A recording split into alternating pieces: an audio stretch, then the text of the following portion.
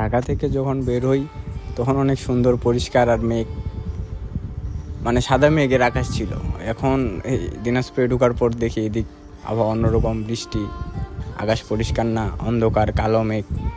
রাস্তাটা ভালো আসার পর নিচ এলাকায় ঢোকার পর যখন বৃষ্টিতে ভিজি তখন ভালোই লাগে। যখন আমি ঢাকা থেকে রওনা হই তখন ঢাকার আকাশ অনেক পরিষ্কার ছিল আর অনেক সুন্দর মেঘ। মানে নিচে এলাকা দিনাজপুরে আসার পর দেখি এদিক আবহাওয়া একদম অন্যরকম, ওই পাশে যেমন আছে এই পাশে তার বিপরীত। বাই দা ওয়ে, আমাদের সেতাবগঞ্জের সব থেকে সুন্দর রাস্তা এটা। কিছুদিন আগেও এই গাছগুলোতে বেগুনি ফুলে ভরা ছিল, কিন্তু এখন আর নাই। তারপরেও অল্প কিছু ফুল আছে যা বৃষ্টির পানির মধ্যে দেখা যাচ্ছে না।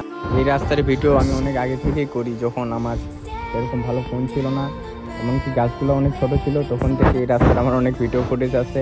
এমনকি প্রত্যেক সাল টু সাল 3 সিজনের ভিডিও করা থাকতো আমার এই রাস্তায়। এখন তেমন বাইরে কোথাও যাইতেও পারতাম না, সেতাবগঞ্জ আর দিনাজপুরের মধ্যে আবদ্ধ থাকতে হইতো।